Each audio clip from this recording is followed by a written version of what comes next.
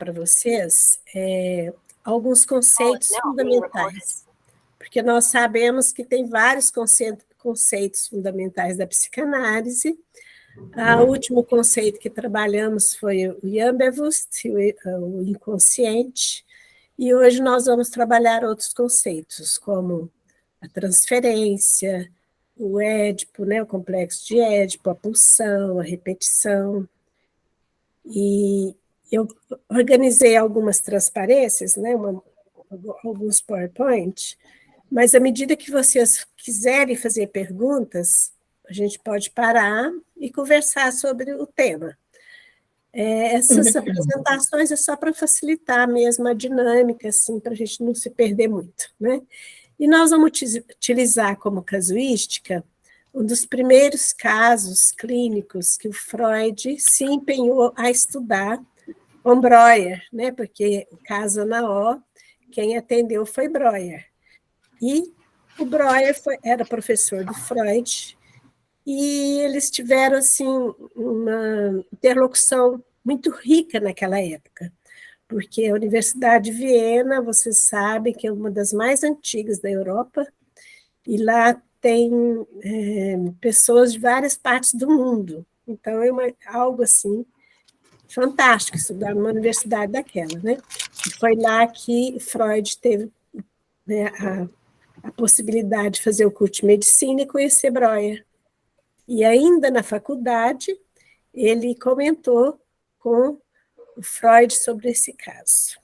Por quê? Porque o Breuer estava com muita dificuldade de entender o que estava acontecendo com a Ana O. E o Freud já tinha percebido e observado alguns sintomas, né, que a Ana O apresentava, ele também tinha observado em outros pacientes lá no hospital, escola, na Universidade de Viena. O hospital escola é ao lado da Universidade de Viena, como se fosse uma extensão, né? Então, eu vou colocar aqui algumas transparências para a gente trabalhar.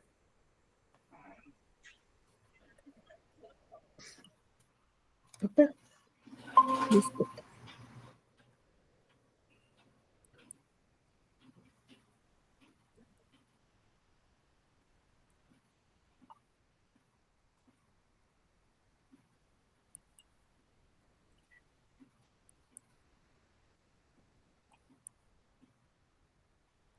Mas não está entrando. O que será que aconteceu? Vocês estão vendo? Não. Não? Não.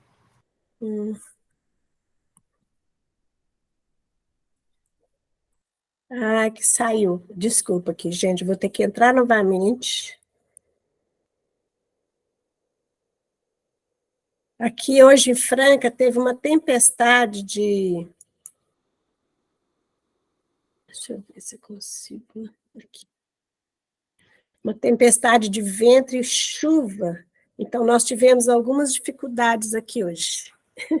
Agora vocês estão vendo? Sim, eu estou. Tá, ok. Então, nós estamos no seminário 4, na quarta aula, né, que a gente chama de módulo.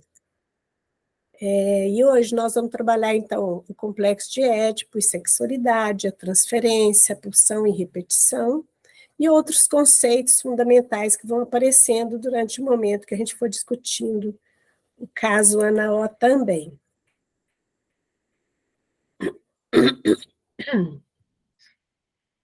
Então, no período de 1893 a 1895, Freud e Breuer escrevem sobre o caso da Ana O, fazendo várias reflexões. Nós vamos apresentar aqui hoje.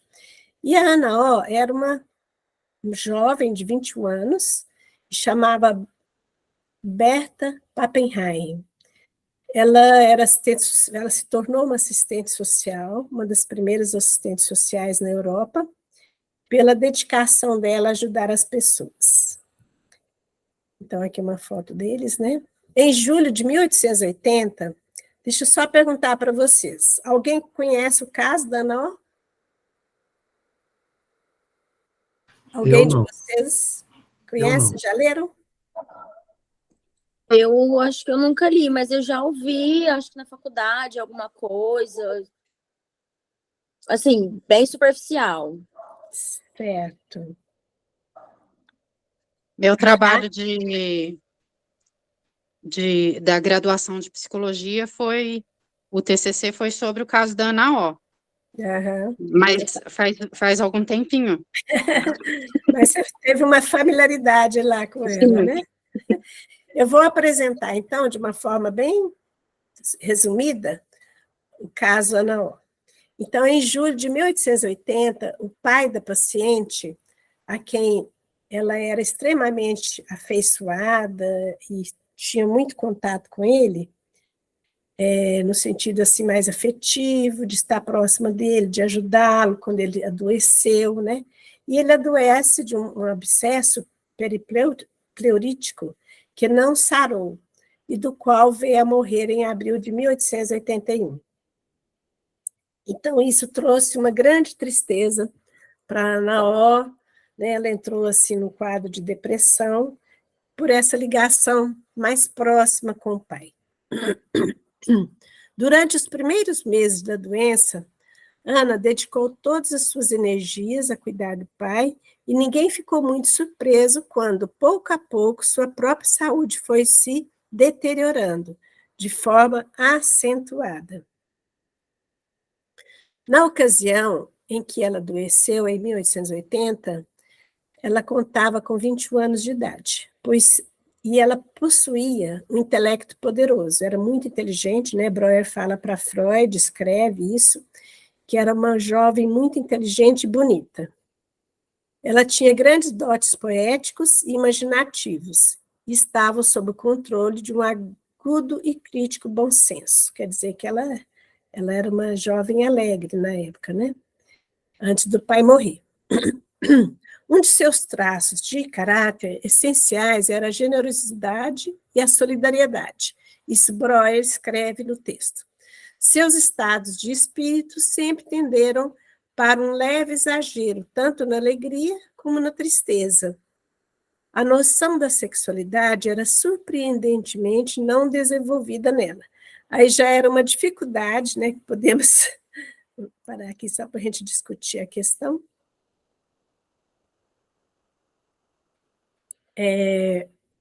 O Breuer, né, vai falar disso, né, que ela não tinha muita desejos sexuais, ela não falava disso, mas que, na verdade, nós viemos a saber, depois, né, que o Freud faz os comentários, que ela tinha muito interesse sexual, só que naquela época era muito reprimido.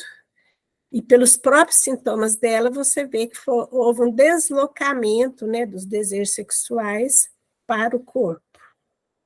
E o Breuer também não queria ver que ela era uma jovem que tinha seus desejos sexuais, porque ele também começou a ter uma paixão por ela, né, e teve dificuldade de continuar atendendo, quando nós vamos ver daqui a pouco.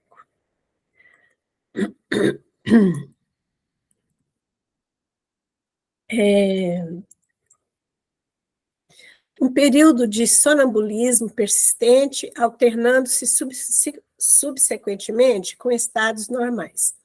Então, o Breuer vai falar que ela tinha muito sono, né, que passava quase que o dia dormindo. Grande número de sintomas crônicos perduraram até dezembro de 1881. Cessação gradual dos estados e sintomas patológicos até junho de 1882. Então, durante 2 anos, ela sofreu de vários sintomas e que trazia muitos sofrimentos, como nós vamos ver aqui a descrição. Então, quais eram essas perturbações que ela tinha? Dor de cabeça, occipital esquerda, estrabismo aumentado, queixa, né, de que as paredes do quarto pareciam estar vindo abaixo, e esses estados eram recorrentes. Contratura e anestesia de extremidade superior e inferior, que o Breuer observava, paresia do músculo do pescoço. Fora também alguns outros sintomas que ela queixava com menos frequência. Foi quando a paciente se achava nesse estado que comecei a tratá-la, diz Breuer, havendo logo reconhecido a gravidade da perturbação psíquica com que teria de lidar. Então, Breuer, quando a recebeu, né, ficou realmente incomodado com a situação que aquela jovem se encontrava, e ele tinha que ir à casa dela para atendê-la, porque ela não estava andando. Havia 2 estados de consciência, inteiramente distintos, que se alternavam, de modo frequente e súbito, e que se tornaram cada vez mais diferenciados. Num desses estados, ela reconhecia seus ambientes, ficava melancólica e angustiada. No outro, tinha alucinações e ficava travessa, isto é, agressiva, jogava almofada nas pessoas, tanto quanto permitiam as contraturas. Ela queixava de dor também para o Breuer. Breuer parece não ter escutado a demanda de amor de Ana O, como metáfora, uma transferência. Quando o tratamento havia chegado ao fim, com aparente êxito, a paciente de súbito manifestou a Breuer a presença de uma forte transferência positiva não analisada, de natureza inconfundivelmente sexual. Isso é uma fala do Freud, né? Deixa eu só comentar isso aqui, que é muito importante. Então, o que aconteceu naquele momento? O Breuer estava atendendo e ela teve queria que ele fosse visitá-la todos os dias, né? Essa era uma das demandas por isso que justifica o que Freud estava falando. E cada vez que o Breuer aproximava dela como analista, e Breuer era médico também, então ele ficava muito perturbado com a presença dela diante da beleza dela e etc.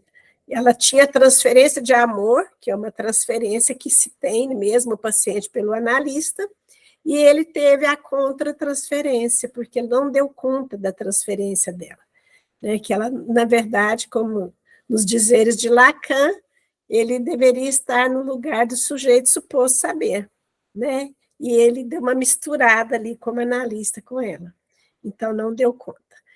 E aí ele ficou tão incomodado, e a esposa dele também ficou incomodada, porque a jovem queria ver esse médico todos os dias. E eles, então, organizaram uma viagem de férias e ficaram 1 mês fora de Viena.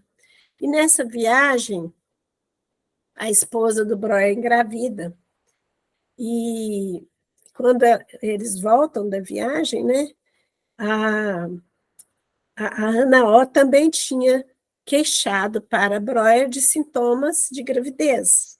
Ela fez uma pseudociese, né, que a gente chama na medicina, né?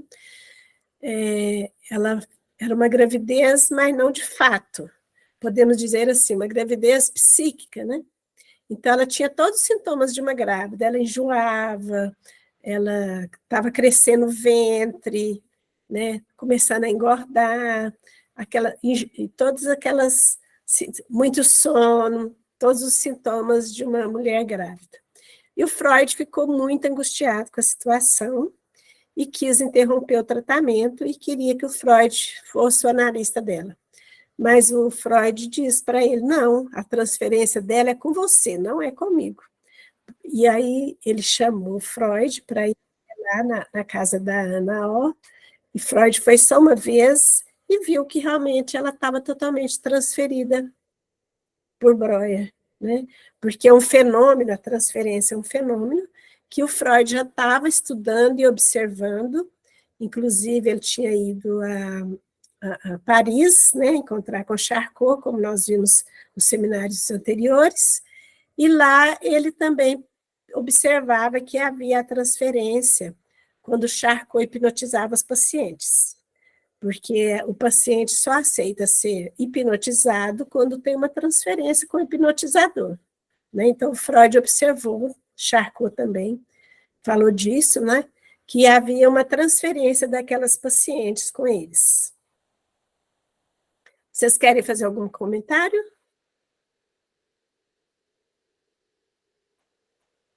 Não? Ninguém? Então, tá bom. Então, vamos continuar mais um pouquinho.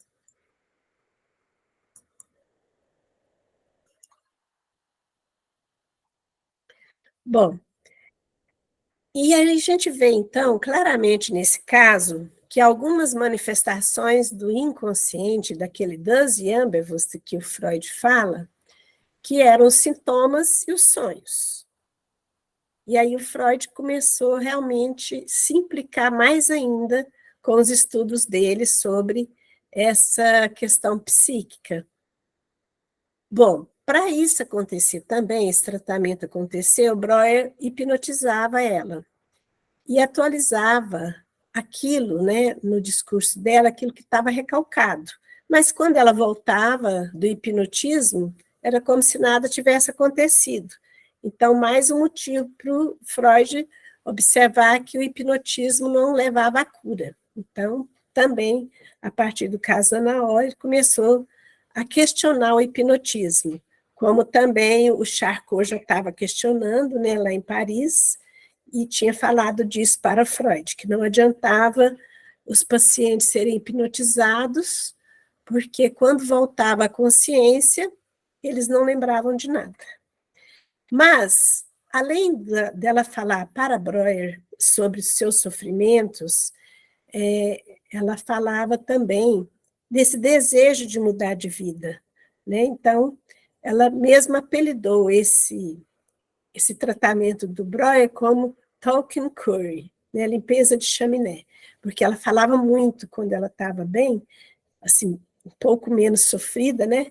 Com aquele problema que ela apresentava, aqueles problemas, ela falou disso para Breuer. Então, aqui nós vimos a instalação da transferência, o manejo da transferência que não foi bem sucedido por Breuer, daquele momento, né? E aí foi o início, pode-se dizer assim, o início da construção da psicanálise. Então, Hilbert Trangling é um dos conceitos fundamentais da psicanálise, tanto valorizado por Freud, né, quanto por Lacan, que depois veio fazer vários estudos sobre a transferência. Então, no início da psicanálise, Freud valorizava somente a ocorrência da repressão na determinação das neuroses. Em 1895, com os estudos sobre a histeria com Breuer, ele começa a empregar esse termo transferência como um conceito fundamental nessa construção dessa nova teoria, nessa nova disciplina que ele também, mais tarde, veio a considerar como uma ciência. O que podemos pensar sobre a transferência? O verbo übertragen compõe-se de über, sobre, e tragen, carregar. Evoca um arco de ligação que mantém interligados dois pontos. Em português, talvez pudéssemos descrever algo semelhante através da sequência: carregar de lá para cá e depositar aqui, que pode referir-se a voltar a um ponto passado de origem e trazer o material para o presente. Há no termo plasticidade e reversibilidade. É como se pudesse continuar a transitar entre os pontos. Então, algo que vem lá do início, né, recalcado, do início da sua vida, que é deslocado para aquele momento atual. Por isso que depois Lacan vai dizer que a transferência atualiza aquilo que está no nosso inconsciente, a realidade psíquica inconsciente. Bom, então o conceito de transferência ele foi evoluindo. Em 1900, né, Freud fala sobre ele na interpretação dos sonhos e também em diálogos, né, em cartas escritas a Ferenczi, entre 1900 e 1909. E uma das questões que ele traz para Ferenczi é o seguinte: para designar a transferência, serve para designar um processo constitutivo do tratamento psicanalítico, mediante o qual os desejos inconscientes do analisando, concernentes a objetos externos, passam a se repetir. No âmbito da relação analítica, na pessoa do analista, colocado na posição desses diversos objetos. Ou seja, quando ocorre um recalcamento de um desejo do seu passado, o sujeito pode atualizá-lo no presente e representá-lo. Então, aqui é muito importante também a gente dar uma paradinha para discutirmos sobre isso na clínica, né? Então, a transferência é sempre do analisando para o analista. E não é uma repetição daquilo que aconteceu, do trauma em si, ou da experiência, né, que aconteceu lá na infância, mas é uma representação. Esse conceito de representação é muito importante na psicanálise, porque ele vai remeter à linguagem, e a gente só representa aquilo que está... O que vocês acham? Que a gente só representa aquilo que está... Alguém arrisca? Nós só representamos aquilo que está... Recalcado, né? Ou ausente, não é? Porque aquilo que está presentificado não precisa ser representado, né? Está ali a coisa em si. Agora, aquilo que está lá no passado, na nossa história, lá da nossa infância, que foi recalcado, aquilo pode ser presentificado por uma representação de palavras ou atos, não é? Por isso que o Freud vai dizer que esse inconsciente, essas representações, elas são realizadas através de algumas formações do inconsciente, né? Então, são os atos falhos, que são os atos, são os sonhos, são os sintomas, são os xistes, porque a linguagem, né? Como diz Lacan, né, o inconsciente é estruturado como uma linguagem, e ele diz também que é feito de uma linguagem. Então, aquilo que está lá no passado vem se atualizando para o presente a partir desse deslocamento, ou dessa metonímia, até se tornar uma metáfora, né? Como diz o Wagner, café com leite. Deve representar muita coisa para ele, esse café com leite.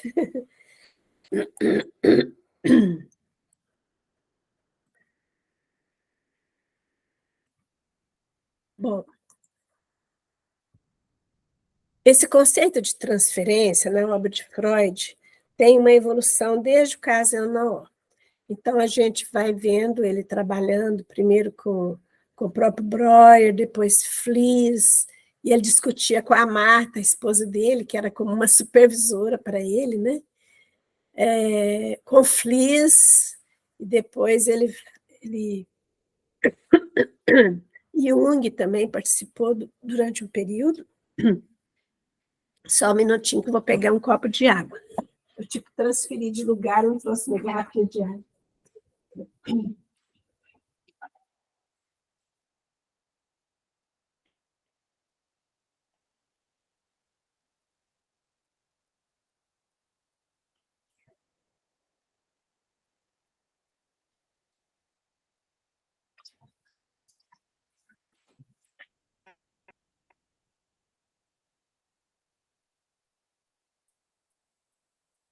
Desculpa, gente. Mas o que é mais interessante é que o Freud, ele era realmente um pesquisador muito cuidadoso. Então, ele tomou emprestado esse conceito de transferência, que é um fenômeno que acontece nas relações humanas. Por exemplo, lá na clínica que vocês trabalham, os seus pacientes com vocês, os profissionais que trabalham com vocês. No caso do Wagner, como pastor, né?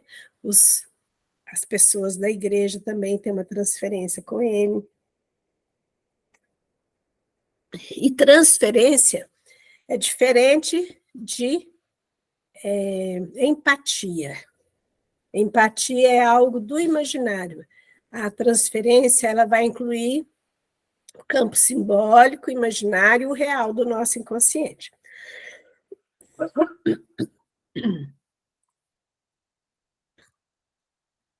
Então, o Freud vai definindo, né? Em 1905, quando ele analisa o caso que ele atendeu, que era nomeado como caso Dora, ele vai dizer uma nova definição para a transferência. São reedições, reproduções das moções e fantasias que, durante o avanço da análise, soem despertar-se e tornar-se conscientes, mas com a característica própria do gênero, de substituir uma pessoa anterior pela pessoa do médico. Dito de outra maneira, toda uma série de experiências psíquicas prévia é revivida, não com algo do passado, mas como um vínculo atual com a pessoa do médico. Então, vocês veem que tem algo que o sujeito traz ali, que é representado naquele momento, quando ele tem contato com o analista, na época, Freud chamava de médico.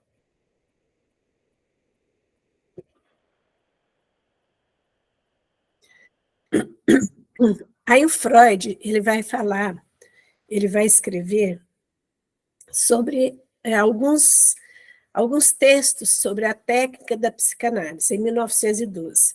Então, ele escreve sobre a dinâmica da transferência, sobre o amor de transferência.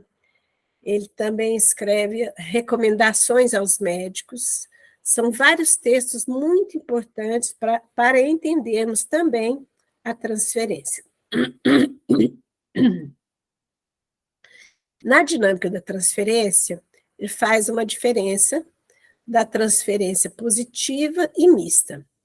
Então, ele vai dizer que a transferência positiva, constituída de ternura e amor, que é diferente da negativa, constituída de sentimentos hostis e agressivos. Há ainda a transferência mista, que reproduz os sentimentos ambivalentes da criança em relação aos pais, devido ao tipo de afeto e de investimentos que estão em questão, ou entram em questão.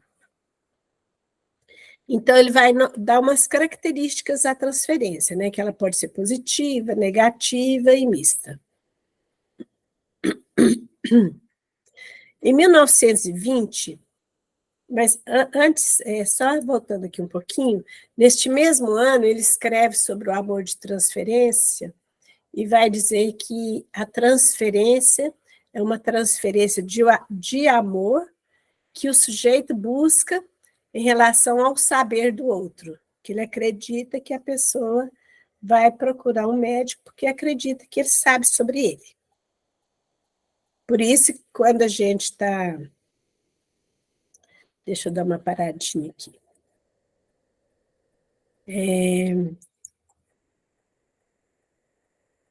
Só para nós entendermos isso na clínica, muitas vezes o paciente chega no seu consultório e nunca te viu, não é?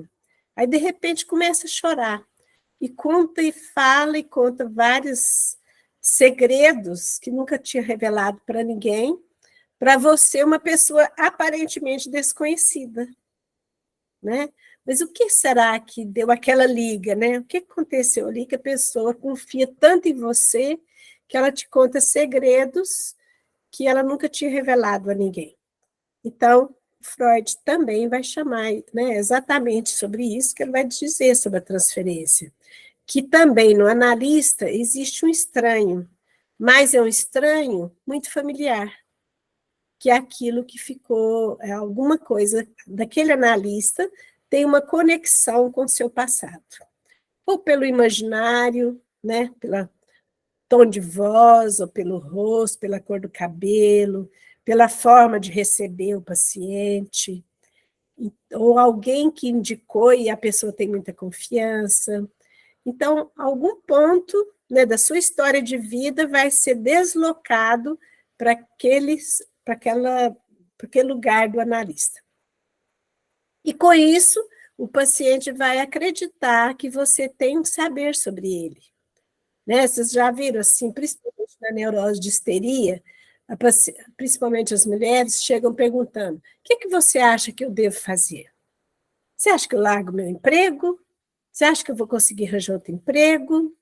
Ou será que eu largo do meu namorado? Será que eu vou conseguir outro namorado? Não são assim as questões?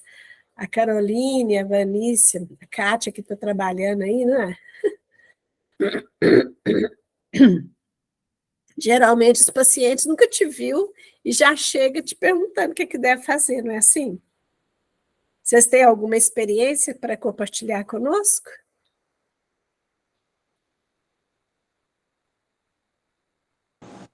Eu tenho uma exatamente assim, que aconteceu algumas semanas comigo na clínica. Uma paciente que veio pela primeira vez, assim, com muito sintoma ansioso. E aí, nas primeiras sessões, ela ficava muito angustiada, porque ela me perguntava o que ela devia fazer.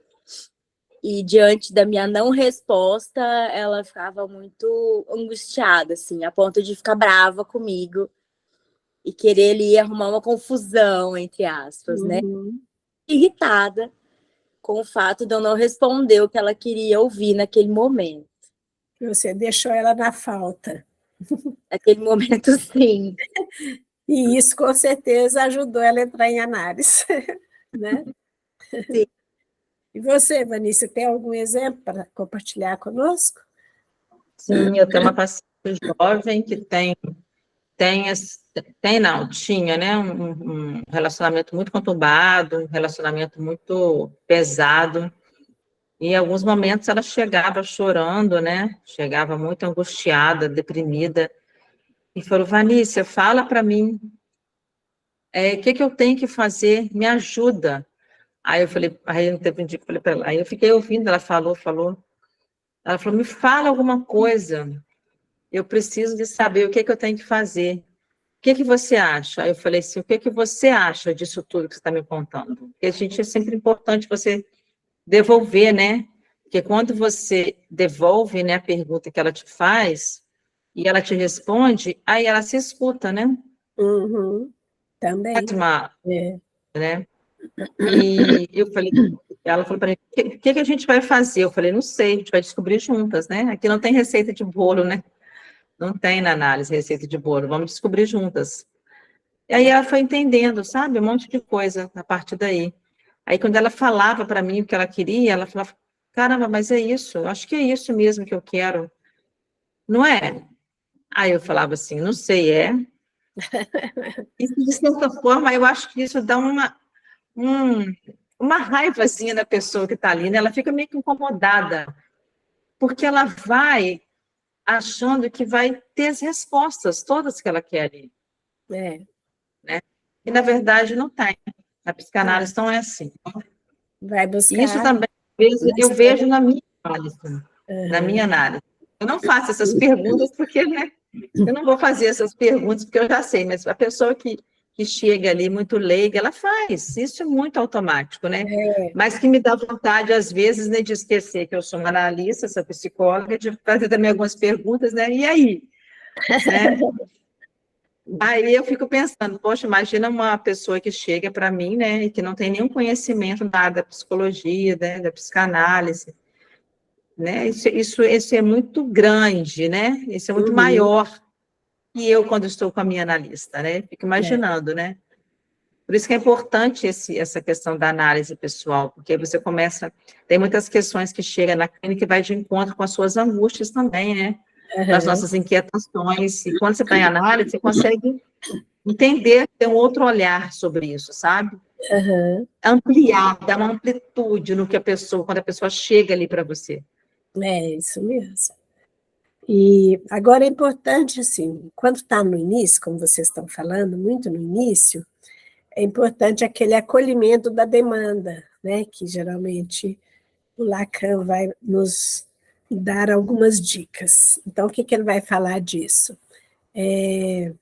Você não devolve em pergunta, mas você pode falar assim: alguma coisa marcando no discurso que a pessoa está te trazendo, algo que facilite ela a chegar a essa conclusão, de que ela que vai chegar à conclusão do que ela realmente quer e deseja, né? Então, ao invés de você devolver com uma pergunta, você pode apenas pontuar algo que ela trouxe. Mas essa paciente está comigo já tem um tempo já. Então, já é uma paciente antiga. Já. Não é no início, não é iniciante. Antigo não, quase um ano, né? Mas já tem um tempinho. Já tem uma história, né, Anícia? Já. E muitos progressos nesse tempo todo. É interessante você... Outro dia ela falou para mim, você lembra como eu cheguei aqui? Como que eu estava? Você lembra bem como eu cheguei aqui? Falei, lembro. Uhum. Aí ela ficou, nossa, eu cheguei muito mal, né?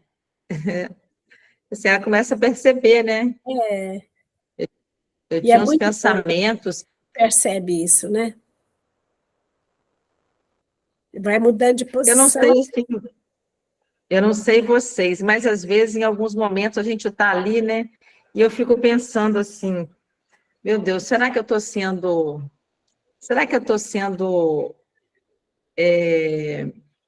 como eu posso dizer?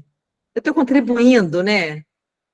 Dá essa dúvida também com vocês. Será que eu estou fazendo, as intervenções necessárias, do jeito que tem que ser? Porque é tanta coisa que chega para a gente que tem hora que você fica com dúvida do que você está fazendo, sabe?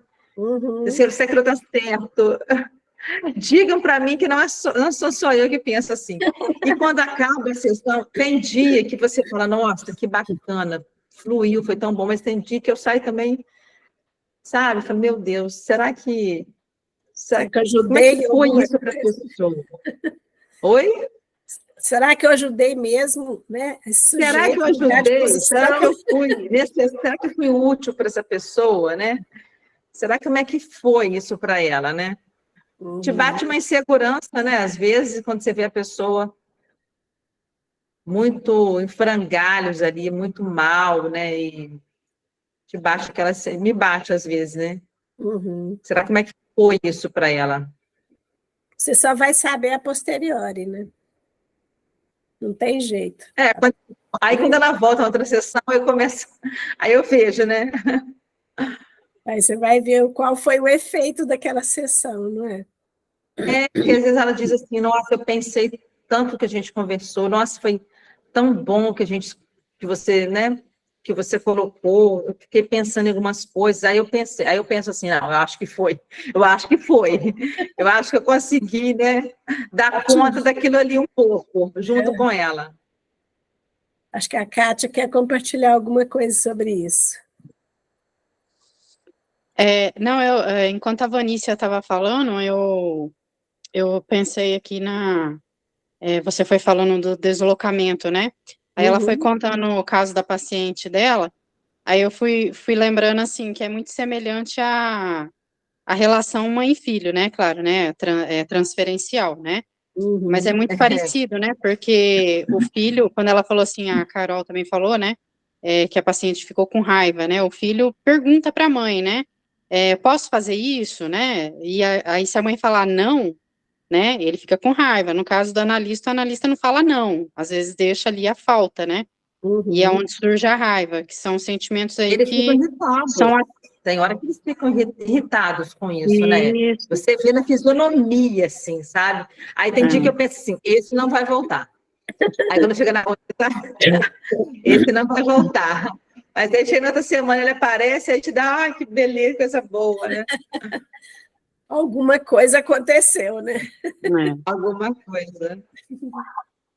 Então, e é verdade, eu tenho 3 filhos, né? E tenho um meio adotivo, assim. E parece que são 3 mães diferentes, né? Porque são as personalidades, a individualidade. E eu faço alguma coisa com eles, são idades diferentes, os meninos, né? Então, assim, tem hora que eu tenho que fazer de um jeito com um, aí com o outro já não funciona. E na clínica, exatamente, a Kátia colocou uma comparação perfeita, sabe? Porque a gente, igual eu, mãe, com 4, né? E cada um de um jeito, o que eu faço com um não funciona com o outro. Interessante, né? E na clínica também não, né? Porque Não, são pessoas diferentes, né? a singularidade de cada um é uma, né? E ainda, cada sessão é diferente da outra, não é? Mesmo, Assim como cada diferente, né? mesmo o sujeito buscando aquele desejo, aquela meta, né, para chegar naquele desejo lá, e o psicanalista ali trabalhando com ele, né, no seu discurso sobre as questões do gozo, que impede chegar ao desejo, e mesmo assim, cada sessão é única. E você realmente só vai saber a posteriori, né? Isso aí deixa mesmo a gente um pouco angustiada, como analista. E muito parecidos, às vezes. Chega paciente com demandas muito parecidas, não sei, né? Chega para mim. Mas aí, com outro, completamente, cada um age de uma maneira, quase a mesma coisa, só muda os nomes. Quando a gente fala de relacionamento amoroso, essas coisas, né? Quase as mesmas reclamações, as mesmas demandas, e totalmente diferente, né? O evento acontece quase igual, mas como são pessoas diferentes, aquilo, né? Tem uma diversidade. Como diz Freud, a pulsão é outra. Hoje nós vamos ver sobre isso, não é? Busca satisfação, mas nem sempre está ligado ao prazer, e cada um busca de um jeito, né? Quer ver? Vamos chegar lá, muito legal isso aí.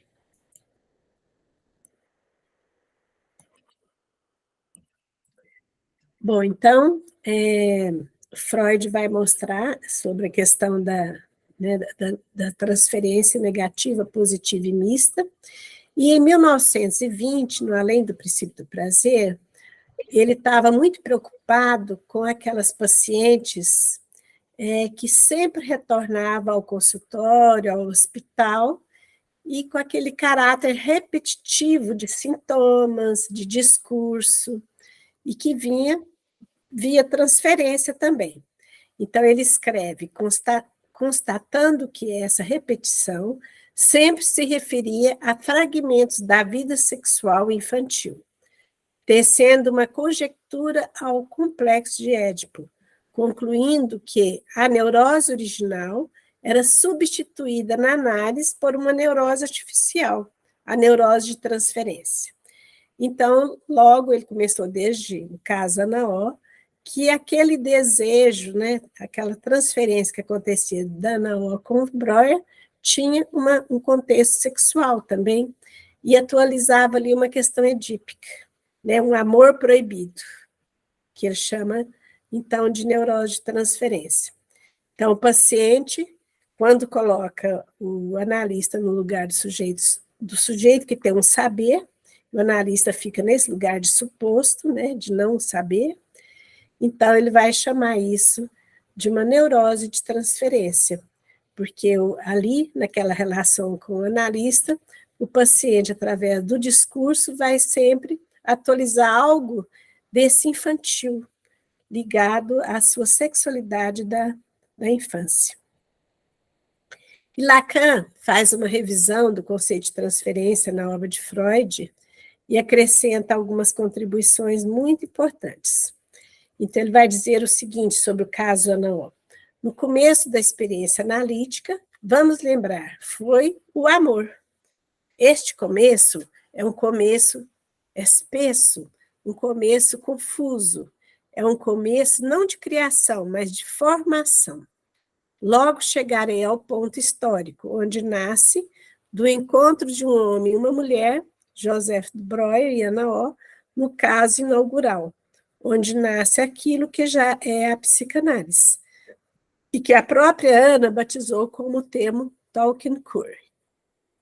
Então, Lacan, nessa revisão da obra do Freud, já começa aí com o caso Anaó, sobre o amor de transferência. E ele, em 1963, ele inclui, né, esse conceito de sujeito suposto saber, que é o lugar que o analista deveria estar, deve estar, né? O analista não tem que ter o saber, como você falou, né, Vanice? É um suposto saber. Você não tem que responder a pergunta do paciente, né? E ele vai também reafirmar aquilo que o Freud tinha dito, que a transferência é o pivô sobre o qual repousa inteiramente a estrutura do tratamento psicanalítico. E que também, nesse mesmo texto, né, ele vai dizer que a transferência é a atualização da realidade do inconsciente. Eu acho que essa conclusão do Lacan é de suma importância, né? Que é uma atualização da realidade psíquica do inconsciente, a transferência, né? Quando o sujeito chega lá no seu consultório, vocês que têm aí atendimentos clínicos, o Wagner, que é pastor, quando chega lá na igreja, ele começa a falar com o Wagner, que é um conselho, né, Wagner? A pessoa, às vezes, conta coisas para o Wagner que não contaria para ninguém, né? Então, isso é uma atualização do inconsciente. Ou começa a chorar, ou começa a falar como se fosse uma criança, né? Um adulto começa a chorar. Ou então uma criança que chega no seu consultório, é toda quietinha em casa, chega quebrando tudo no seu consultório, querendo quebrar tudo no seu consultório, e você, às vezes, tem até que fazer uma contenção física, né? Abraçar a criança, segurar e dizer para ela que ali não pode, né? Não sei se vocês já tiveram experiências assim. Tem, Carolina? Não? E você, Kátia? Já teve alguma experiência assim de ter que conter a criança? Olha, eu sei. Já passei por uma situação difícil quando eu trabalhava numa clínica para dependente químico, né? Acho que eu já cheguei até a contar, né? É um paciente que internou e ele estava usando fralda, né? Por conta dos medicamentos que ele estava usando, né? E aí todo dia ele queria falar com a mãe, né? E aí o pessoal da clínica me trouxe essa situação, né? Ó, conversa com ele, tá difícil. Ele quer falar com a mãe dele todos os dias e pede cigarro, pede guloseimas, né? Que as famílias levavam, enfim. Como se fosse uma criança mesmo, né? Isso, né? E ele foi para o atendimento e aí durante o atendimento naquele dia, ainda bem que eu escolhi um outro lugar para sentar. Eu sempre sentava, né, de frente para o paciente, com uma certa distância. Nesse dia estava muito calor, eu mudei o lugar, né? Eu fui para um canto da mesa bem distante do paciente. E aí, durante o atendimento, ele começou a se queixar demais, e eu explicando para ele, né, que não podia, né, todo dia ele conversar com a mãe dele, que tinha o dia adequado, enfim, e ele não aceitava. E aí ele falou, não, eu quero falar com a minha mãe, que eu preciso pedir uma coisa para ela. Eu falei, o que você quer pedir para ela? Aí ele pegou e falou assim, eu quero pedir fralda. Aí eu falei, fralda? Aí ele pegou e falou assim, é. Aí eu falei assim, mas você usa fralda? Aí, assim, eu provoquei ele, né? Uhum. E o paciente deu birra. Ele levantou a mesa, ainda bem que eu não estava do outro lado. Nossa. Ele ficou muito bravo. E ele era dependente de qual droga? Aquele lá usava tudo que tinha na frente. Depois ele teve uma outra situação que ele voltou para a clínica, mas aí a polícia, o carro a viatura foi buscar ele porque tinha um mandado de prisão. Aí ele teve que ser preso mesmo, só a internação não podia, tinha que pagar algumas coisas que ele tinha feito. Mas assim, foi uma atualização ali, né, da realidade da criança mesmo, né? Isso, aquilo que era de mais infantil, né? É isso mesmo. A Kátia relatando a história, essa vivência que ela teve. E, bom, no CAPS eu já presenciei alguns episódios de crise, né? Alguns bem graves, outros não tão graves, mas crise é sempre... precisa de uma atenção, né? Eu não sei se enquadra nesse contexto, né? Dessa questão da criança, uma crise de um paciente com um transtorno mental, assim. Que tipo de transtorno? psicótica, por exemplo. O quê? De uma crise psicótica, assim. Ah, tá. Porque lá a gente trabalha com transtornos graves, né? E tem muitos pacientes psicóticos. Aham. Mas eu não sei se enquadra nesse... Aí já é outro tipo de transferência, que a gente chama de uma transferência maciça. Porque na neurose, a transferência, ela fica muito mais no campo simbólico, né? Que aquilo que está no recalcado vem à tona. Agora, na psicose, a transferência não tem recalque na psique do sujeito, né? Podemos dizer assim, tem fragmentos de recalque. Então, é tudo do real do inconsciente, aquela coisa em ato. Não tem um campo simbólico para dar conta. O delírio, às vezes, ajuda um pouco, né? Sim. A pessoa não enlouquecer de vez. Mas nem sempre também dá conta. Às vezes não tem sucesso, né? Mas é aquilo do mais infantil mesmo que atualiza. A psicose nos ajuda a ver que realmente existe um inconsciente.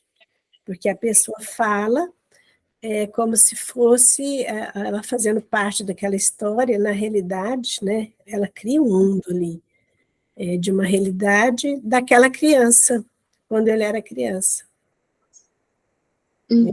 Mas esse caso, Carol, assim, ele tinha momentos que sim, ele tinha uma questão, né? Na época o psiquiatra falou que ele tinha ali alguns episódios onde manifestava assim uma esquizofrenia, né?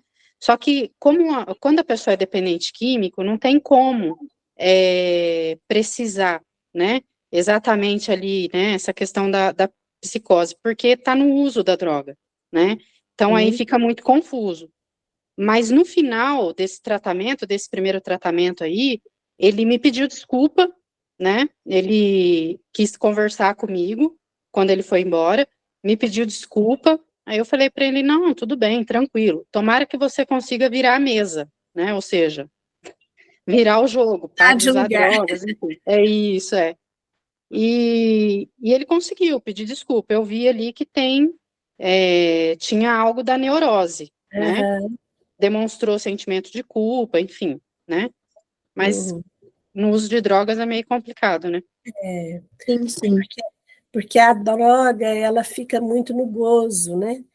E aquele conceito que o Freud falou lá em 1920, que depois o Lacan trabalha muito na obra dele, e o gozo é muito difícil do sujeito falar sobre aquilo, né? O gozo é aquela impossibilidade do falar, então fica fora do campo simbólico também.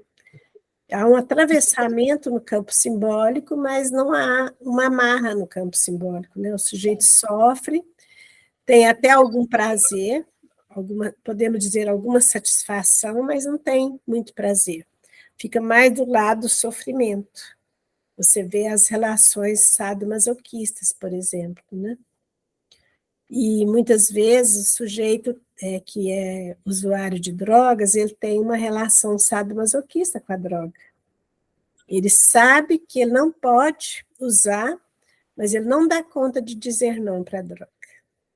Se você perguntar para ele por que ele usa droga, ele não sabe te explicar por quê. Foge, né? Sai desse campo da linguagem, principalmente da linguagem falada. Vai para o ato, né? E aí fica bem próximo do infantil mesmo, né, Kátia? Bem próximo daquilo que é infantil. Então, vamos lá.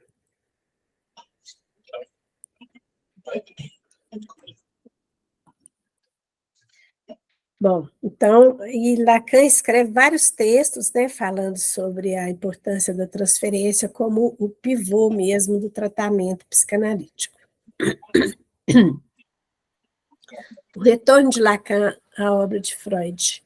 Ele faz vários estudos, né, e traz uma grandiosa contribuição sobre o Ehrenbewusst, que é o objeto de estudo da psicanálise, né, e vai dizer que o inconsciente é estruturado como uma linguagem.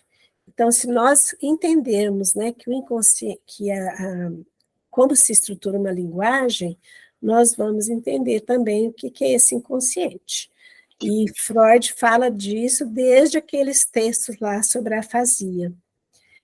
E toda a estrutura da linguagem que a experiência psicanalítica descobre no inconsciente. Então, ele vai falar de uma estrutura, né? Que o inconsciente é uma estrutura e é uma estrutura de linguagem. Voltando à questão da história, né? Desse estudo sobre a transferência e sobre a estruturação psíquica, porque o Freud continua estudando, né?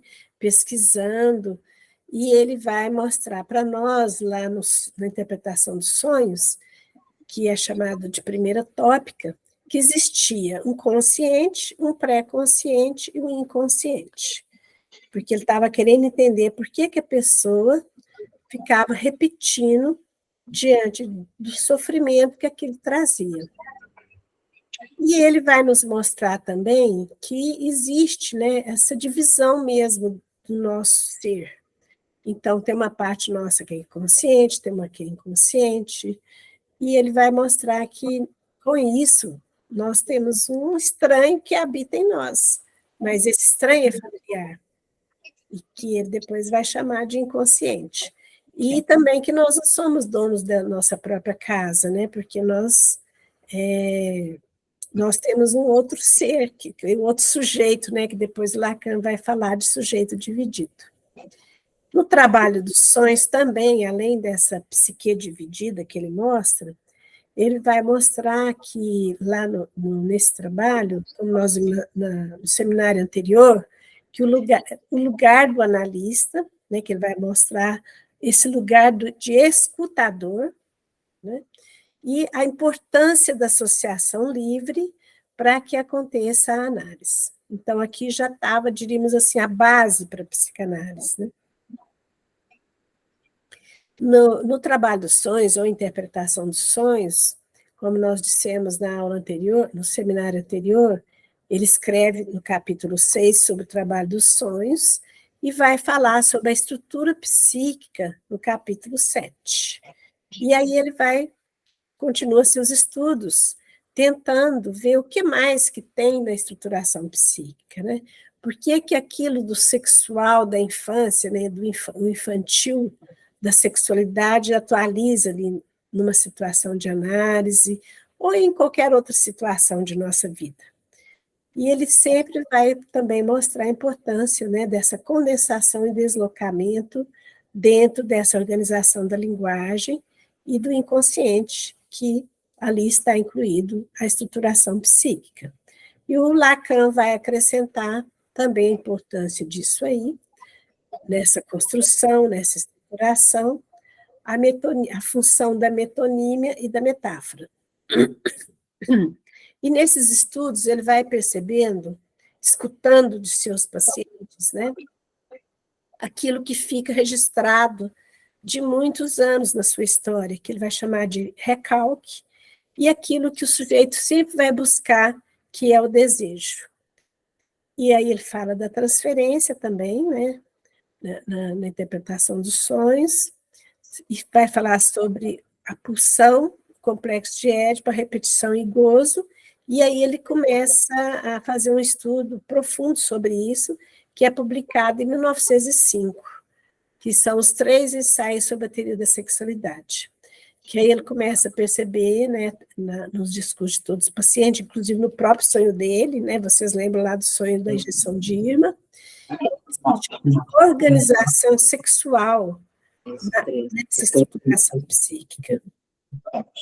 E aí ele vai falar sobre as fases, né, dessa organização. 23, 26, 26.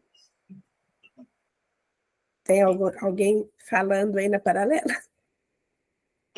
Deu uma microfonia aqui? Não, né? Tá. Querem comentar alguma coisa? Tudo certo? Ok.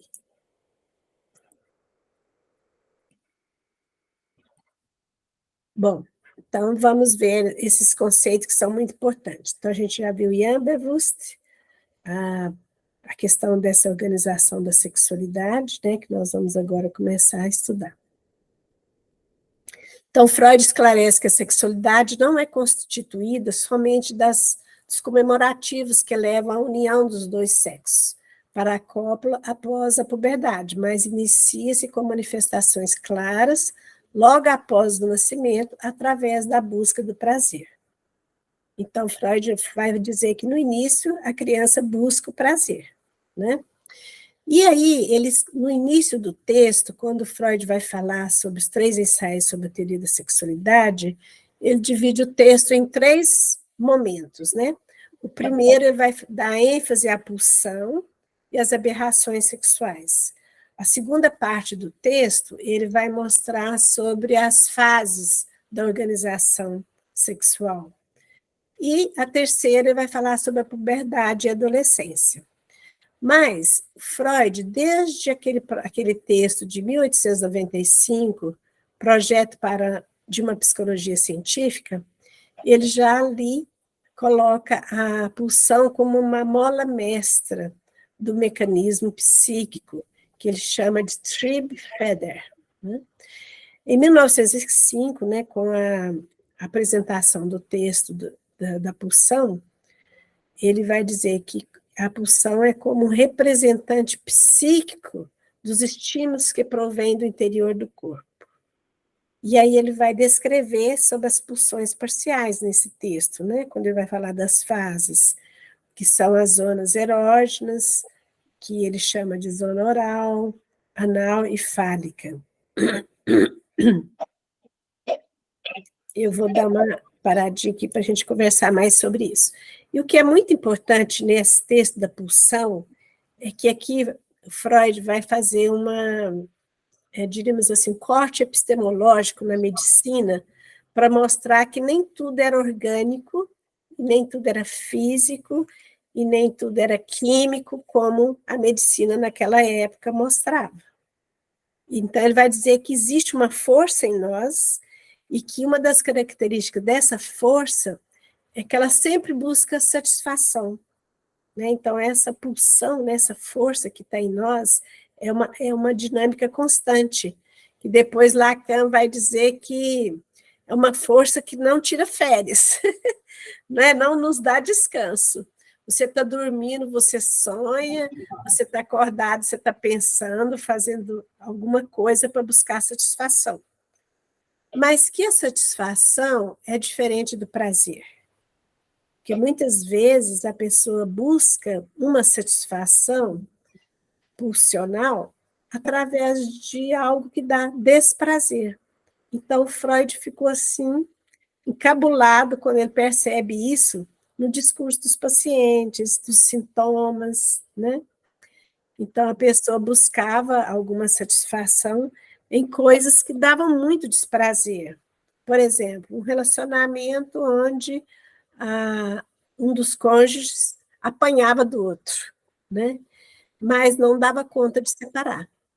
Então, o Freud ficava encucado com aquilo, implicado naquilo. O que será que acontece que o sujeito fica o tempo todo buscando uma satisfação nesse relacionamento? Na verdade, ele não tem prazer com o relacionamento, né? Dá desprazer, muito desprazer. Então, uma repetição de sintomas, né, que também dava muito desprazer, e o sujeito não conseguia sair daquilo. Ele, no caso, receitava remédio, às vezes, né, porque ele também era médico, mas não adiantava, a pessoa não tomava o remédio. Então, ele ficava realmente muito implicado com isso. E ele chegou a essa conclusão, que realmente tem uma força constante em nós, que é uma das características da pulsão, e que ela nos leva, às vezes, até a destruição. Né? E depois ele vai, em 1920, né, ele vai falar no texto, além do princípio do prazer, que algumas desse tipo de satisfação, que é o caso da droga, né, Kátia? A pessoa busca uma satisfação na droga e pode até levar à morte. E aí ele vai ver a morte, aí, a pulsão de morte, vai chamar de pulsão de morte, pulsão de vida, e ver a morte como uma busca de um novo, de algo que se cria novo, né? Não no sentido só de destruir, mas buscar algo novo. O que você ia falar, Kátia? Não, eu concordei com o que você disse. sobre tá. a pulsão de morte na questão da drogadicção. Uhum. Então, a pessoa, muitas vezes, ela fala, não consigo, né? Tinha um paciente que usava cocaína, e ele falava assim, essa semana eu consegui ficar limpo. Como é bom ficar limpo, né? E eu perguntei para ele, o que é isso, ficar limpo? A senhora não sabe? Eu disse, não, mas eu quero que você me diz, o que é ficar limpo? Aí ele foi me explicando o que era ficar limpo, ficar sem usar a droga, e ter prazer com a namorada, ter prazer com a família, com os amigos. Mas era algo que ele dizia, né, que tinha uma força que tomava conta dele, que se ele visse um dos amigos que usava a droga, ele já tinha vontade de usar, já acionava ali alguma coisa, né, na pulsão dele, nessa busca da satisfação. E que Lacan depois vai chamar isso de uma clínica do real, né, a clínica do gozo. O sujeito não dá conta de colocar um limite naquilo, né? É algo que dá desprazer, leva à destruição, mas o sujeito não dá conta de pôr um limite. Então é muito difícil mesmo trabalhar, né, com pessoas que são dependentes de droga. Alguém quer comentar alguma coisa sobre isso? Eu não peguei ainda nenhum paciente assim. Não? Não. Uhum. Eu trabalhei 4 anos no CAPS. Carolina, que trabalha no CAPS? Trabalho. Eu já fiz AD também, e já trabalhei em clínica de reabilitação também. Então, Eu trabalhei. falando, e eu estou identificando, assim, muitas coisas que eu já vi e já ouvi, assim, dessa repetição mesmo. Uhum. Deles verbalizarem, né, mesmo essa insatisfação, essa dor, esse sofrimento, mas ao mesmo tempo essa vontade, esse desejo incontrolável. Não abre mão, né? E não abre mão, perde tudo, perde família, emprego, tudo, e parece que nada disso importa. Uhum. É o vício mesmo, né? Mas o próprio uso, né? Eu tinha paciente no CAPS, trabalhava no CAPS, 2 são pacientes severos, né? Muito severos. E a gente tinha um trabalho compartilhado com o CAPS 2 com o CAPS AD. Porque eram pacientes nossos lá, né, de medicamento, semanalmente, período integral, mas a gente fazia um link com o CAPS AD. Porque ele era, na verdade, dos 2, né? Sim, é comum. O CAPS-AD, o que é, Vanessa? De droga, só álcool e droga. Adicção. Tem o CAPS infantil, que é só criança até 18 anos, né? De 5, geralmente a quinta peruna de 5 a 18 anos. Depois, quando faz 18, a gente faz um trabalho chamado de integração, que a gente, né, ele vai para o CAPS AD, vai para o CAPS 2. E se esse paciente tiver algum problema com álcool e droga, ele fica com essa transição. Na verdade, ele sai do infantil e vai para o 2, faz a transição. E se tiver problema com álcool e droga, a gente faz essa integração de trabalho compartilhado. Ele fica 2 dias no CAPS AD e 3 no 2. Geralmente, assim, para pacientes muito severos, eles acabam usando droga, mistura medicamento, né? Aí é uma loucura, né? É difícil. É porque entra várias coisas aí, né, Vanessa? Entra o traficante, os amigos, não é? Que complica o Carolina, eu amo CAPS. Eu saí na época da faculdade, eu saí depois que eu fiquei com muita atividade, mas eles vivem me chamando para voltar, eu que não tenho tempo para voltar. E eu estou num outro momento da minha vida agora, mas nossa mãe, eu tenho um pé no CAPS, eu fiquei apaixonada, assim, sabe, de trabalhar lá com os pacientes. Eu nem sabia naquela época que era transferência, porque eu estudava na época, depois que eu continuei. Mas eu acho que eles já faziam isso comigo, eu já fazia, né? Eu já sabia o que era, né? Eu não sabia o que era, mas eles já sabiam. Eles já sabiam. Eu tinha vários grupos lá dentro do CAPS. Acontecia a transferência, né, Vanessa? Sim, mas eu não sabia, até porque eu tinha horror de psicanálise, era a última coisa que eu queria ver. Então, Geralmente é assim, né? Aquilo que é muito dá muito horror, a gente tem atração, né? Depois eu fui amarrada com um nó de marinheiro, e estou aí. E nunca mais vai sair, né, Vanessa? Eu acho que não, sabe? Eu começo a ver, assim, umas amigas falando das outras abordagens, eu penso assim, meu Deus, como é que vai tratar desse menino assim, né? Como é que é isso nessa abordagem? Eu fico até curiosa para saber como é que faz, né? Porque é tão diferente do que a gente faz, às vezes, né? Conforme Freud, depois que você é contaminado por esse vírus, você nunca mais abandona. É quase isso mesmo, sabe? Hoje eu tenho noção disso. Mas é uma coisa tão tranquila, né? Eu fico pensando, gente, tudo acaba em Freud, tudo acaba, não tem tudo acaba em Pítica. Freud, como é que não dá? Como é que vai fugir disso? Sabe uma coisa que eu aprendi muito com a psicanálise? Porque quando eu comecei a trabalhar, eu já estava estudando psicanálise, mas eu não usava psicanálise na clínica. A gente usava a teoria de Roger, aquela teoria humanista, né? Mas o que eu fiquei encantada com a psicanálise, e também eu estudava psicologia existencial. E eu também gostava muito, fiquei até meio assim na época. Uhum. E eu estudava também com o Pierre Weil, que eu fui aluna dele, né? Psicologia transcendental. Então, era tudo assim, muita coisa, né? Muita informação. Mas tudo que você perguntar... E coisas bem diferentes, né, Bem diferentes, Bem diferente. Não dá para você poder aplicar uma coisa com uma coisa, outra coisa com outra coisa, né? Não é.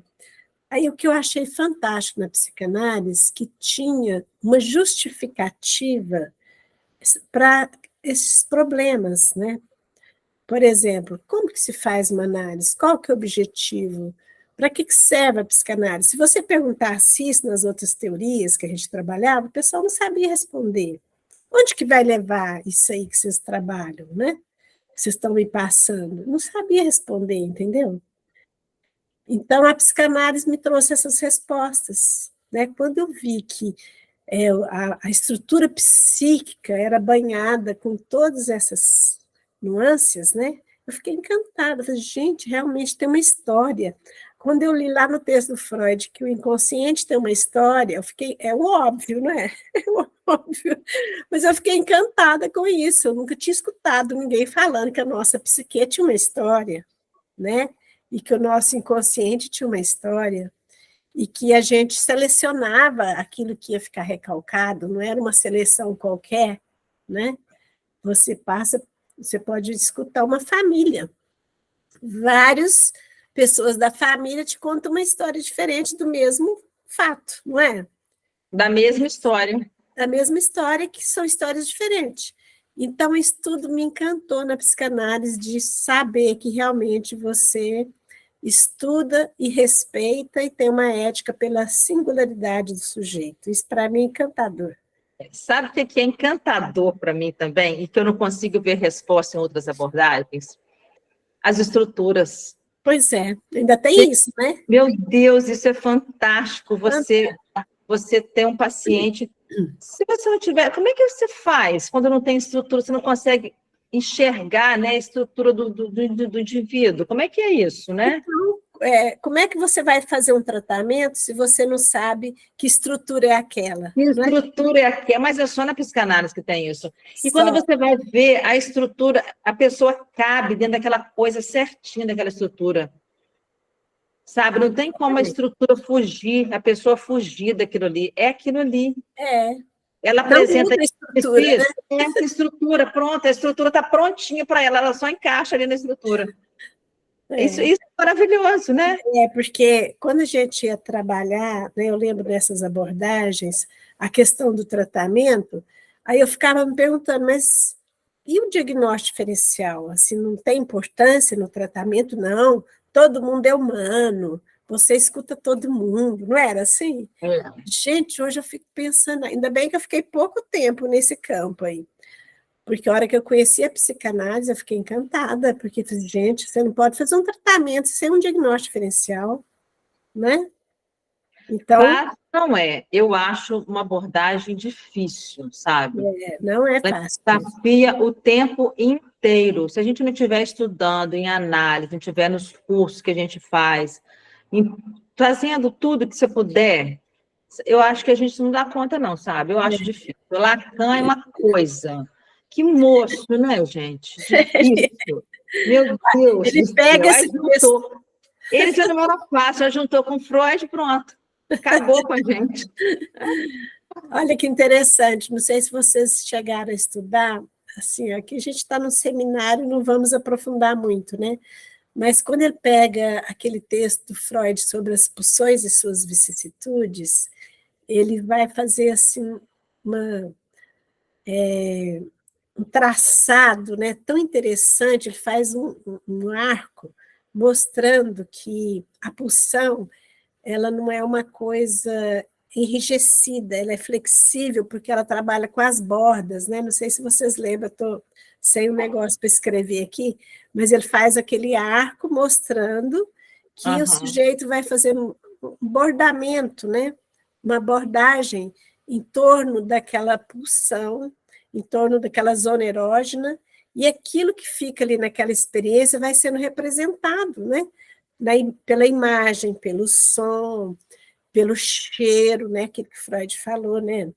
Então, tudo isso vai tendo uma representação no discurso do paciente. É muito lindo isso. E quando você fala de bordado, essas coisas, eu lembro assim, é uma coisa que tem muito significado, é você pensar mesmo, né, o cuidado, o tratamento, como e o indivíduo também, né, como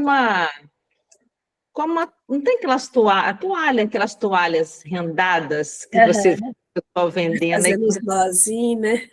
Aquilo ali é muito disso, né, porque nós somos assim, horas puro, né, e hora preenchida, né? Porque ele tem umas partes que é preenchida, outras partes que é com furo, né? Exatamente. Aquilo, né? Aquilo é a pulsão, né? Você vê que você só vê né, a teia do bordado, podemos dizer assim, né? O TCC do discurso do paciente, à medida que vai deixando aqueles furos, não é? Por isso que Lacan fala que é muito importante, para se chegar ao desejo do paciente, fazer furos no gozo. Ele fala isso, né? É a toalha. É a toalha. É a toalha rendada. É a toalha eu queria lembrar o nome do lugar que vende essas toalhas. Nordeste mesmo, Nordeste, né? em Minas Gerais também, né?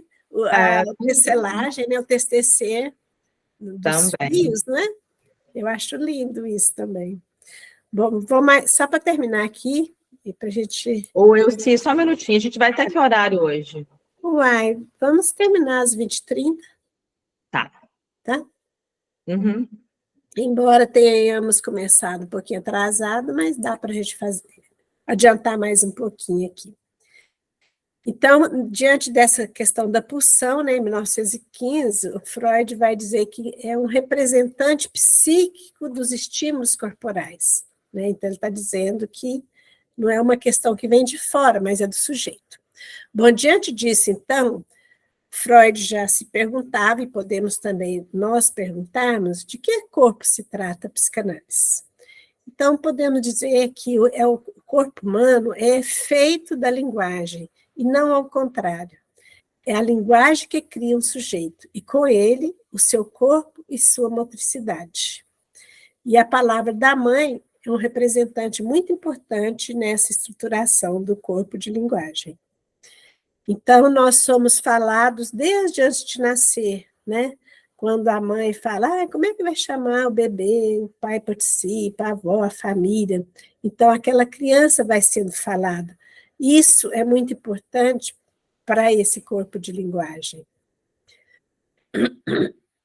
E o Freud, né, como nós já tínhamos falado, para dar conta dessa questão da pulsão, ele vai dividir nessas fases, fase oral, fase anal, fase fálica, e na puberdade tudo isso se junta, né?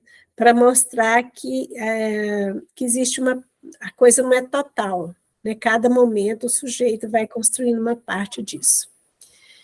E como que isso acontece, né? Então, a criança, desde quando nasce, ela demanda ser amada, ser amada é ser tocada, é ser falada. é ser cuidada, né? Então, o bebezinho nasce desamparado. E esse corpo ainda não é um corpo humano, né? Ele está assim, ele tem, podemos dizer assim, uma predisposição para ser um corpo humano.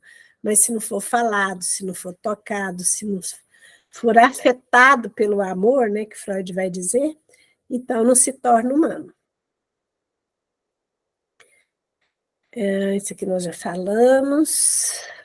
Então, só para a gente, assim, mais ou menos lembrar, né, que vocês já sabem disso, que esse primeiro momento, esse momento narcísico, né, que o Freud vai falar, e é o bebê com a mãe, né, e depois a mãe vai apresentando o pai e as outras pessoas da família, ou o bebê com quem cuida, com quem deseja, e tem um momento muito importante do estado do espelho de Lacan, que ele vai mostrar a fundação da sua própria identidade, que é o reconhecimento de si como diferente dos outros. Então, a criança, quando ela se vê, ela fica encantada com ela mesma. Mas olha que interessante essa foto, né?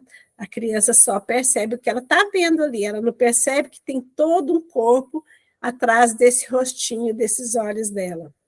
Ela só está vendo essa borda do olhar, da boca, né? Mas ela se reconhece aí como um sujeito.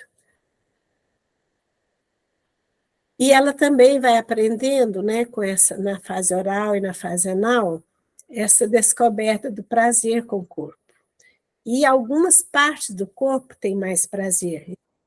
No início a boca, depois a região do ânus, né? E tem brincadeiras, brinquedos que vai marcar isso na história de cada um. E aí o Freud vai mostrar que esse topar com a falta, né, que ele vai mostrar através do jogo do Fordá, do seu neto, em 1920, né, que é de fundamental importância para que o desejo pulse, e também a criança começa a falar. Então, a importância, né, da entrada do pai, e Lacan vai dar muita ênfase nisso, né, o pai é aquele que barra o desejo da mãe, aquele desejo medusa, né, para que o sujeito seja um sujeito falante e desejante. E Lacan vai acrescentar aí na obra do Freud o nome do pai, né, que é essa representação desse terceiro, e algo que limita o poder da mãe, para depois se fazer a metáfora paterna, que é a representação do pai. Então, o Freud, para a gente entender melhor sobre esse circuito da pulsão, ele vai mostrar sobre essa questão do Édipo, né, como que se faz o Édipo, que todo mundo aí já sabe, vocês já estudaram sobre isso, né, só para a gente relembrar. Esse amor proibido, esse amor incestuoso, que também é estruturante, mas tem um momento que você tem que abrir mão dele, né? E nesse sentido, a linguagem, né, e que é representada pelo nome do pai, é que vai ajudar o sujeito a sair desse natural para a cultura, né? E Freud também vai dizer que o herdeiro desse Édipo é o supereu, que é a nossa censura, né, subjetivada. E a criança, quando ela vai percebendo tudo isso, se ela passou por essa organização, né, das diferenças, ela vai percebendo que ela é diferente corporalmente um do outro, mas que dá prazer também, dá raiva e dá prazer, né? E tem toda aquela angústia de castração que aparece aqui, que vocês já estudaram. Então, a partir do complexo de Édipo também, a criança vai construir a sua metáfora paterna, que é essa lei fundamental, né, que é a lei da simbolização e dos limites, né, que você pode dizer não. E também você vai fazer uma barra, né, com a metáfora paterna, você vai fazer uma barra no incesto, e vai se criar um tabu, que é chamado tabu do incesto, fundador da cultura, que nos coloca um limite que, segundo Lacan, opera através do que ele chamou de metáfora paterna, operador simbólico que, através da linguagem, nos separa da mãe natureza e nos torna seres falantes e desejantes. Isso é muito importante, inclusive, para dar conta dessa representação pulsional. Está terminando, tá, gente? Então, essa passagem da natureza para a cultura é feita através da proibição do incesto, que exprime a passar do fato natural da consanguinidade ao fato cultural da aliança, conforme Levi-Strauss. Então, nós temos que fazer essa travessia para a gente dar conta de ter uma estrutura psíquica, conforme Dó é a função dos amores edipianos que se constituem para todos a estrutura psíquica, ou como assinalava Freud, a escolha da própria neurose, psicose ou perversão. A estrutura psíquica constitui uma organização definitiva. A estrutura é irreversível, como a Vanícia nos lembrou, né? Então, essa constituição da estrutura, ela é irreversível. Uma vez constituída, está ali, constituída. Né? E a pulsão faz parte de todo esse processo dessa construção. E a transferência, o édipo, o inconsciente, tudo mais que vai junto, né? Ok? Então, hoje deu para a gente trabalhar esses conceitos. Vocês querem fazer algum comentário antes da gente encerrar?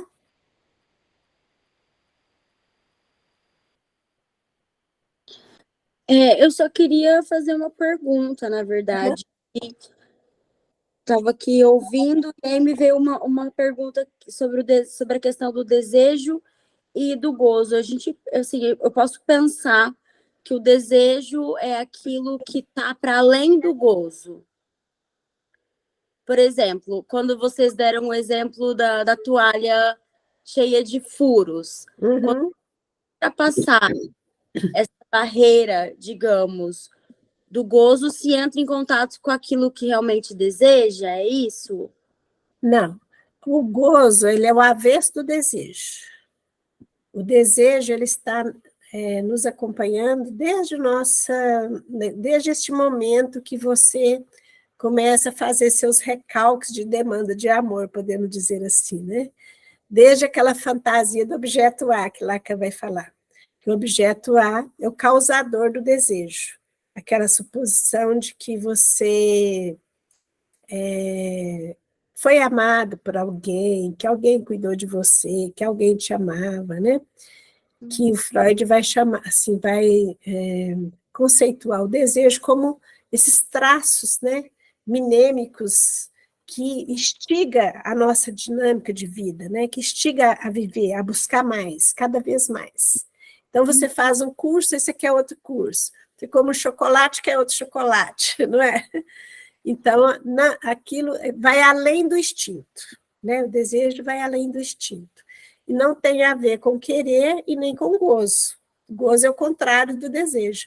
O gozo, ele faz uma barra para você não tapar com o seu desejo. Então, é aquela, tipo assim, você está aproximando... Oi? Vanessa, está fechado seu volume. Está fechado seu microfone. O gozo faz uma barra, que você falou o quê? O gozo faz uma barra para você topar com o seu desejo. Ele te impede de topar com o seu desejo. Né? Então, ele fica te entretendo com uma droga, te entrete com qualquer coisa do imaginário, né? Porque o gozo está mais para o imaginário do que para o campo simbólico. E o desejo não, é o contrário, está mais para o campo simbólico. Né? Tem a ver com aquilo que está recalcado. E o gozo tem a ver com aquela impossibilidade daquilo que está recalcado, né? Você não alcançar o recalque. É como se fosse uma barreira para você não atingir, assim, não ter contato com aquilo que está recalcado. Porque o gozo faz parte daquilo que não é falado. Né? É algo, é uma força que, assim, né, que você fica atraída por aquilo, mas que não te dá muito prazer. Agora, o desejo pode trazer satisfação e prazer, meu desejo.